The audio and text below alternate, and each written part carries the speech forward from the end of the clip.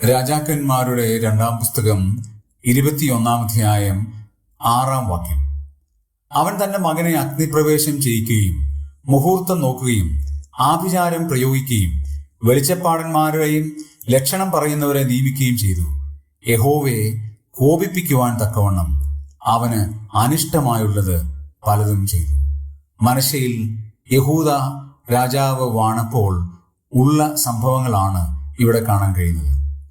ഏറ്റവും വലിയ മ്ലേച്ഛതയുടെ മകുടോദാഹരണമായിരുന്നു മനശ്ശെയുടെ കാലഘട്ടം.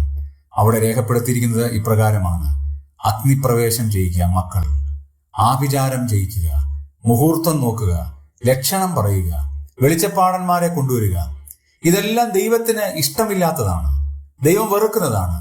ആ വെറുക്കുന്ന പാപമാണ് വീണ്ടും വീണ്ടും ആവർത്തിച്ചുകൊണ്ടിരുന്നത്. ദൈവം വെറുക്കുന്ന പാപം ചെയ്ത് ദൈവത്തെ കോപിപ്പിച്ചു. നമ്മുടെയും ജീവിതത്തിൽ ദൈവം വെറുക്കുന്ന പാപങ്ങൾ നാം ചെയ്താൽ അത് ദൈവത്തെ കോപിപ്പിക്കുന്നതിന് തുല്യമാണ്. ദൈവം കോപിച്ചാൽ ആർക്ക് നിൽക്കാനായിട്ട് സാധിക്കും? ദൈവത്തിന് ഇഷ്ടമുള്ളത് ചെയ്യുവാനുള്ള അവസരങ്ങൾ നമുക്കുണ്ടായിട്ടും യഹോവയെ കോപിപ്പിക്കാൻ തക്കണ്ണമുള്ള കാര്യങ്ങൾ നാം ചെയ്താൽ എങ്ങനെ നാം കരഗതം പ്രാപിക്കും? യഹോവയ്ക്ക് പ്രസാദമുള്ളത് ചെയ്യുവാൻ ദൈവത്തിന്റെ ആത്മാവ് നമ്മെ സഹായിക്കട്ടെ.